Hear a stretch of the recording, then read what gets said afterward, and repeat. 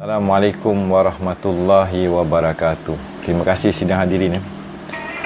Kita masih lagi bersama di channel Seadanya, dan kita masih lagi dikurniakan hayat di sebuah pentas bernama Melayu ini. Tajuk sidang pada pagi ini, ada pasak atau daulat di Makam Jebat di Melaka ketika ini. Jadi pada minggu lepas saya hadir kembali buat kali kedua di pusara yang dikatakan Jebat di Melaka. Ada cerita menarik apa yang berlaku kali pertama saya ke makam ini hampir 9 tahun dahulu. Kan? Itu dalam jejak warisan. Tetapi pada sidang pada petang ini kita akan melihat. Tadi pagi dia jadi petang kan. Kita akan melihat ketika petang itu saya hadir baru ni kan, apa misteri peringkat fizikal pada tapak ini sebelum kita pergi kepada konsep kerohaniannya itu. Baiklah, siapa sebenarnya Jebat? Kenapa saya takrifkan ada pasak di pusara ini? Kita ambil maklum iaitu kedudukan sebuah pentas Sunda, pentas Melayu, permainan tari pasung, perlambangan, kosmologi dan juga wafak menjadi sebahagian daripada pakaian orang-orang kita. Jadi bagi mengenal pasti siapa yang dipusarakan di sini, apakah tanda yang bisa kita lihat, pegang, perhalusi daripada segi lahiriahnya dahulu sebelum pergi kepada kebatinan dia. Jadi sama-samalah kita melihat perlambangan sedemikian ini tidak ada di pusara Datuk Laksmana di Melaka, memang mengikut sejarah tadi, tetapi di pusara Jebat ini dan di pusara Hang Kasturi ada perlambangannya ini. Apa adakah perlambangan dia itu? Segitiga. Di pintu masuk ada 4 segitiga, di kiri dan kanan menjadi 8. Pintunya separuh bulatan dan atasnya pun bulatan, dan ada tiang di sebelah kiri dan kanan. Apa yang ada dalam tiang itu? Apakah binaan yang ada di pusara ini di sebalik lapisan konkrit atau simen yang baru? Dan kenapakah adanya bentuk segitiga piramid atau yang kita sinonim dengan katamun nabuah tadi, yang tidak ada ayat Quran ada di sekeliling tembok yang menjadi sempadan kepada pusara ini. Jadi kat situlah saya duduk tuan. Jadi kat belakang saya tu kalau perasan kita ada 2, 4, 5, 6 segitiga yang menjadi baris bawah di antara tanah dan tembok dinding. Dan di sebelah kanan video ini, slide ini kita nampak ada 3 bulatan, bulatan tak penuh. Jadi dia ada 10 bulatan dan ada jumlah 25, 3 dan 44. Daripada berbagai sudut yang nampak ataupun tidak nampak telah dizahirkan sebagai sempadan kepada sebuah pusara. Jadi kenapa pusara yang dikatakan Jebat di Melaka ini lagu dia macam ni, bentuk dia macam ni? Adakah ianya dipasung? Adakah ianya sebagai tanda siapa yang dipusarakan? Di dalam kita menyorot sebuah cerita kan. Jadi kat sini kita tengok konsep bulatan, ukuran dan juga simbolisme daripada titik temu menjadi sebuah kisah. Jadi adakah saja-saja atau dianya hanyalah hiasan kosmetik? Semestinya tidak, kerana benda zaman dulu tidak sedemikian rupa. Maka hukum algoritma Kosmologi warisan ini ada pada beberapa kubur yang masyhur atau makam tadi. Warisan sebuah penceritaan. Dan kenapa pusaranya dikunci atau disil, dikonkrit habis di bahagian atas, yang tidak mengizinkan kita menyiram air di pusara ini. Kan konsep siraman air kita ziarah kubur orang Islam ni ada.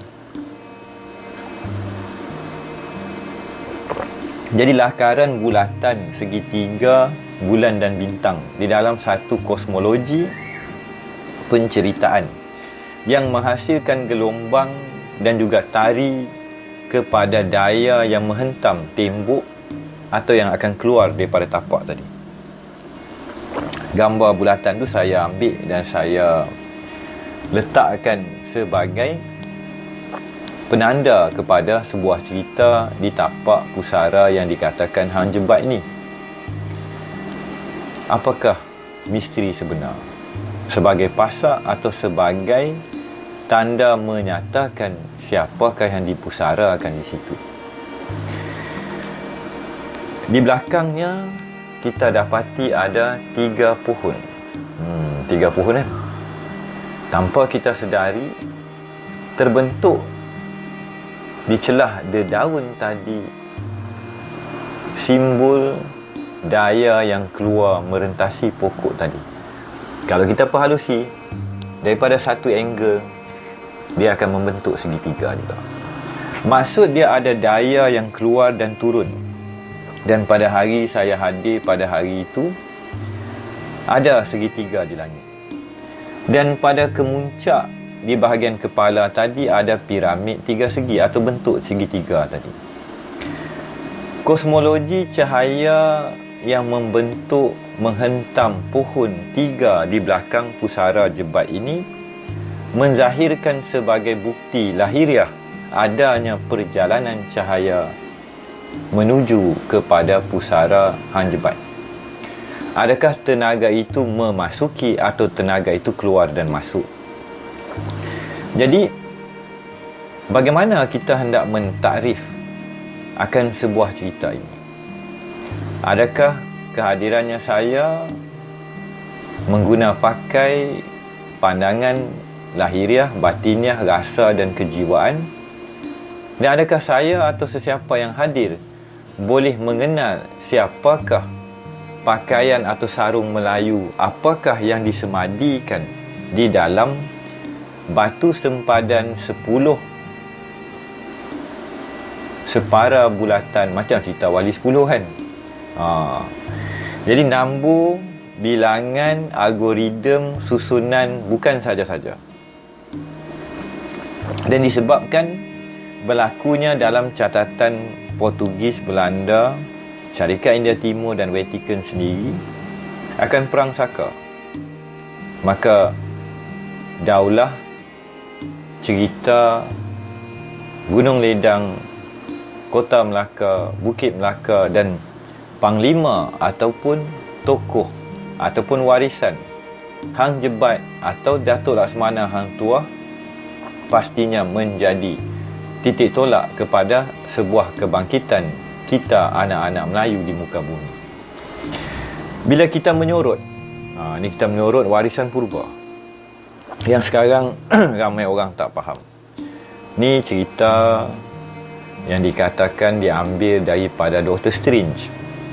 Wafak pentagram di dalam sihir, di dalam perubatan, di dalam kebatinan, di dalam makrifat dan kesinambungan dengan kosmologi daya-daya di dalam medan magnetik, medan cakrawala, medan jiwa, kejiwaan olahraga sebenarnya memberi kesan. Kerana subconscious ataupun jiwa separuh sedar atau kebatinan tadi sebenarnya lebih besar daripada apa yang terzahir. Dan warkah-warkah gambaran lakaran yang diguna pakai dengan kekuatan mental boleh memasung, boleh memasak, boleh merencat, boleh memukau. Malah di dalam bahasa Melayu lama semangat bisa dilunturkan. Maka pada hari ini, anak-anak watan tidak lagi bermain, tidak lagi mengadaptasi atau bisa membayangkan bentuk macam laser api berapi macam Doctor Strange. Mereka lebih kepada barang yang zahir. Maka bagaimanakah hendak kita melihat siapakah yang dipusarakan di makam Hang Jebat tadi? Kalau kita ambil dua konsep pada pagi ni, kan? Cerita petang, ziarah kubur, pusara, video dibuat waktu pagi. Kalau simbolisme segitiga tadi menandakan darjat dan makam dan kedudukannya Hang Jebat di dalam perlambangan 25 kunci Khatamun Nabuwah Nabi dan Rasul, siapakah Jebat yang dipusarakan di situ? Dan dengan 10 bulan di dalam 10 purnama bulan penuh, angka 10 menjadi tanda. Pada tataran pertama, ianya bukan orang yang calang-calang.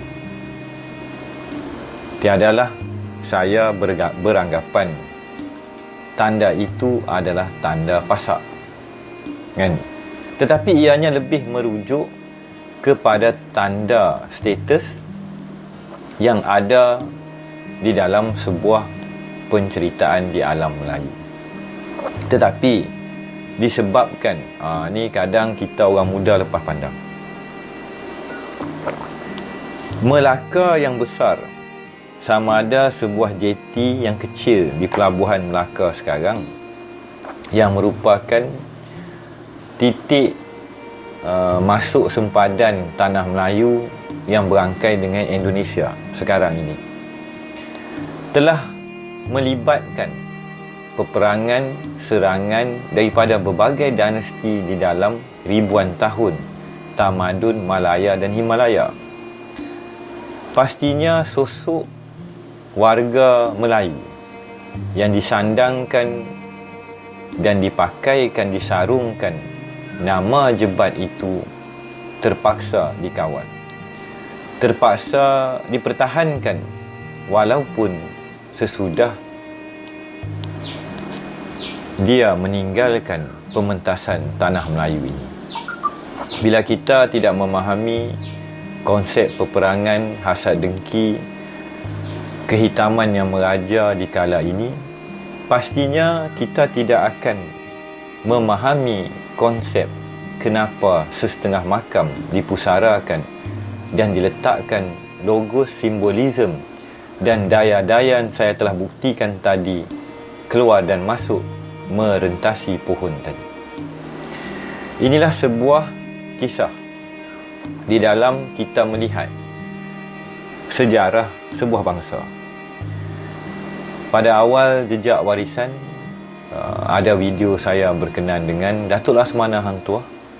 Ada video saya berkenan dengan Jebat. Di dalam perjalanan saya berseorangan suatu masa dahulu, sebenarnya bentuk makam Hang Jebat, Hang Kasturi dan Datuk Laksamana Hang Tuah ada ceritanya di dalam kalamullah dan juga rangka dan framework ketuhanan bangsa kita, yang kemudiannya disambung dan bersambung dengan warisan Rasulullah SAW. Orang-orang kita, pentas Sunda dan juga sejarah muka bumi yang tua ini diwarisi kepada orang-orang mukmin. Tidaklah kami mewariskan muka bumi ini kepada warga mukmin yang mengenali ketuhanannya tadi.